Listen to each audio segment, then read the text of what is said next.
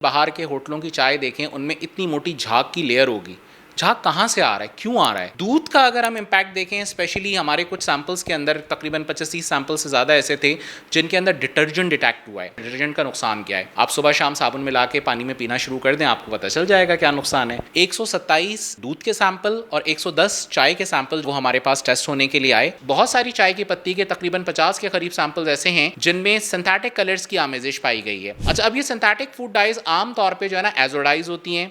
ये food grade भी हो सकती हैं, नॉन फूड ग्रेड भी हो सकती हैं। फूड ग्रेड की तादाद बहुत कम है। मोस्टली जितनी भी एजोडाइज हैं, these are all carcinogenic in nature, यानी कि कैंसर पैदा करने की सलाहियत रखती हैं। उसके अलावा मैदे के अंदर जो है वो जख्म पैदा करने की सलाहियत रखती हैं। इसमें फिलर्स यानी आयरन जो है वो फिलिंग भी मिलाई जाती है। इसके अंदर जो है वो मुख्तलिफ किस्म के कलर भी जो है वो मिलाए जाते हैं। सूखी हुई संभाल हुई पत्ती भी दोबारा से मिला दी जाती है। बाज़ औक़ात चाय की पत्ती के अलावा जो दूसरे पत्ते होते हैं उनको भी इसी तरह से रोस्ट करके वो भी मिक्स कर दिया जाता है। किसी खाने के रेस्टोरेंट में जाएं, खाना खा लें, उसके बाद वो आपको उठा देते हैं। चाय खाने ऐसी जगह हैं जहाँ पे आप सुबह से शाम तक बैठे रहें, आप मगरिब से बैठें, रात को 3 बजे तक बैठे रहें, वो आपको नहीं उठाएंगे, क्योंकि उन्हें पता है कि एक के बाद दूसरी चाय, दूसरी के बाद तीसरी चाय, यानी एक बंदा एक एक निशस्त में 6-6 8-8 चाय पी के जो है वो उठ रहा होता है। हम सब की सोशलाइजेशन यही है। तो चाय के ज़रिए से अपने आप को बजाय इसके कि महजूज़ हों, हम उल्टा बीमारियाँ हासिल करने का जो है वो एक रुख इख्तियार कर रहे हैं। नौजवानों को अगर हम जो है वो पार्क्स की सहूलियात दे दें, जिम की सहूलियात दे दें, ओपन जिम्स आजकल दुनिया में बड़े मशहूर हैं। इसी तरह से और मुख्तलिफ़ चीज़ें हैं।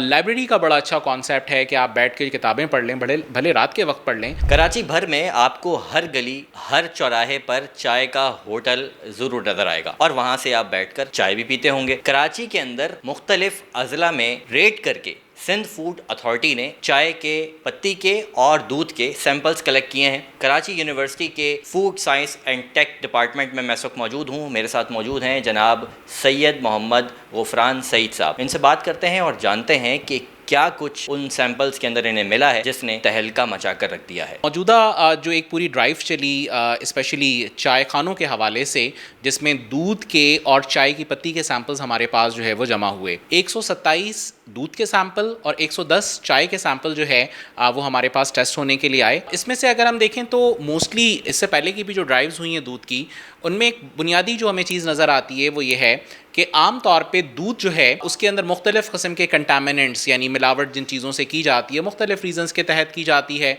उनमें अगर हम देखते हैं तो फार्मलिन है, नमक है, चीनी है, डिटर्जेंट झाग बनाने के लिए इस्तेमाल किया जाता है।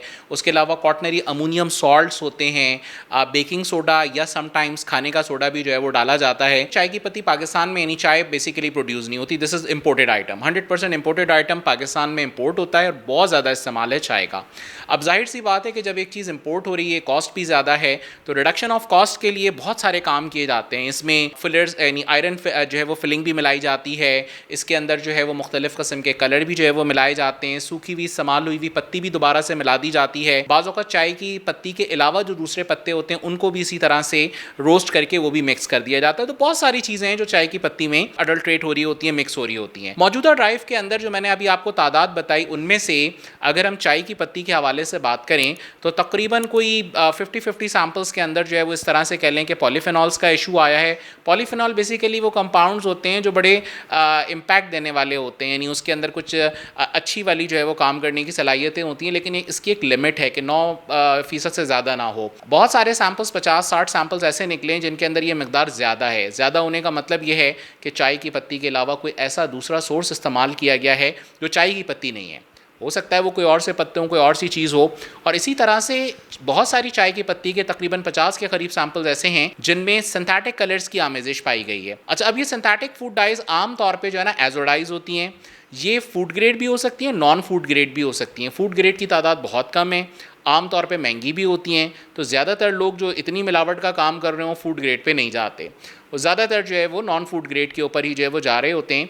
एजोडाइज का नुकसान क्या है? मोस्टली जितनी भी एजोडाइज हैं these are all carcinogenic in nature, यानी कि कैंसर पैदा करने की सलाहियत रखती हैं। उसके अलावा मैदे के अंदर जो है वो ज़ख़म पैदा करने की सलाहियत रखती हैं। इसका ज़्यादा इस्तेमाल जो है मुख्तलिफ़ किस्म की जो है बीमारियों का सबब बन रहा होता है। बच्चों के अंदर स्पेशली जो है ADHD की डिजीज़ जो है वो सिंथेटिक फूड डाइट से होने के चांसेस होते हैं। दूध का अगर हम इम्पैक्ट देखें, स्पेशली हमारे कुछ सैम्पल्स के अंदर तकरीबन 25-30 सैम्पल से ज़्यादा ऐसे थे जिनके अंदर डिटर्जेंट डिटेक्ट हुआ है। डिटर्जेंट का मकसद क्या होता है? अब आमतौर पर आप देखें घर में जब आप चाय बनाते हैं, चाहे दूध पत्ती बना लें, सादी बना लें, ब्लैक टी बना लें, इनमें से किसी चाय के अंदर झाग नहीं पैदा होगा। आप चाहे ऊपर से डाल लें, नीचे से डाल, जैसे भी आप रखें, दूध में झाग यानी चाय में झाग नहीं आएगा। लेकिन आप जितनी भी बाहर के होटलों की चाय देखें उनमें इतनी मोटी झाग की लेयर होगी। झाग कहाँ से आ रहा है, क्यों आ रहा है? बेसिकली डिटर्जेंट जो होता है, यानी जो घरों में सफाई के लिए भी इस्तेमाल होता है, उसको आप देखें पानी में डालें बहुत ज़्यादा झाग बनना शुरू हो जाता है। तो आमतौर पे डिटर्जेंट का इम्पैक्ट ये होता है कि वो चाय के अंदर लुक बड़ी अच्छी क्रिएट करता है, झाग आया हुआ होता है, फ्रॉथीनेस क्रिएट करता है। तो ये वो सारी चीज़ें हैं जो प्रॉब्लम करती हैं। अच्छा, डिटर्जेंट का नुकसान क्या है? आप सुबह शाम साबुन मिला के पानी में पीना शुरू कर दें, आपको पता चल जाएगा क्या नुकसान है। बेसिकली ये जाके पूरी आंतों को डिस्टर्ब करता है, डाइजेस्टिव मैकेनिज्म को जो है बर्बाद करता है।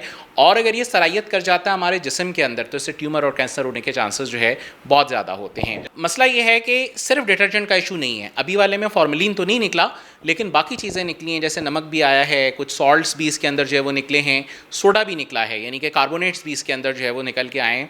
ये बेसिकली जो है वो दूध की पीएच को कंट्रोल करने के लिए होते हैं, क्योंकि दूध जो है जब फटता है, एसिडिक साइड पे जाता है तो बहुत जल्दी फट जाता है।